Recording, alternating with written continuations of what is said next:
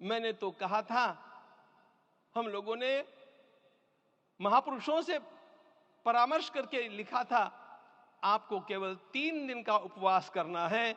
आपने 11 दिन का संपूर्ण उपोषण किया।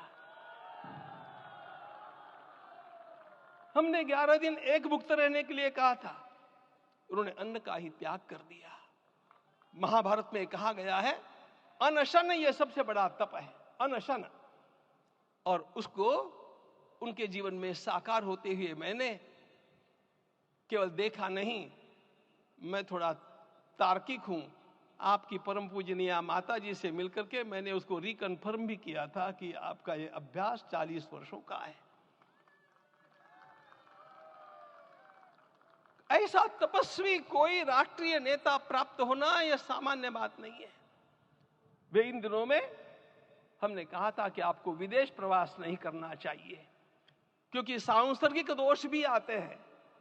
विदेश प्रवास टाल दिया सांसर्गिक देशों के इस दोषों की संभावना के कारण, लेकिन दिव्य देशों का प्रवास ऐसा किया।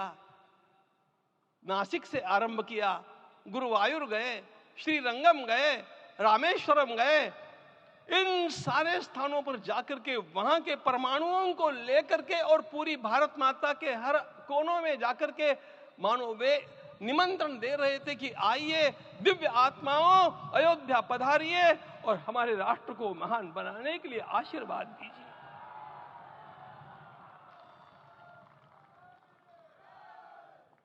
हमने केवल कहा था 3 दिनों तक आपको भूमि शयन करना चाहिए।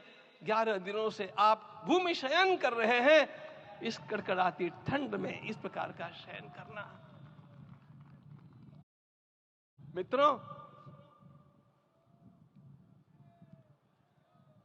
ब्रह्मा जी ने सृष्टि को निर्माण किया। उस समय उन्होंने एक शब्द को सुना था। भारत की संस्कृति का सबसे मूल शब्द है तप, तप इति। हमारे पूज्य गुरुदेव के गुरुदेव परम गुरु कहा करते थे, कांची के परमाचार्य जी महाराज, तपश्चर। मैं जब भी उनसे मिलता था वे कहते थे तपश्चर। आज तप की कमी हो गई है और उस तप को हमने साकार आप में देखा। मुझे इस परंपरा को देखते हुए केवल एक राजा याद आता है जिसमें यह सब कुछ था, और उस राजा का नाम छत्रपति शिवाजी महाराज। छत्रपति शिवाजी महाराज। मित्रों, लोगों को पता नहीं है शायद, वे स्वयं जब मल्लिकार्जुन के दर्शन के लिए श्रीशैलम के ऊपर गए, 3 दिन का उपवास किया, 3 दिन शिव मंदिर में रहे, और महाराज ने कहा कि मुझे राज्य नहीं करना है, मुझे संन्यास लेना है, मैं शिव जी की आराधना के लिए जन्मा हूं, मुझे संन्यास लेना है, मुझे वापस मत ले जाइए। इतिहास का वो बड़ा विलक्षण प्रसंग है।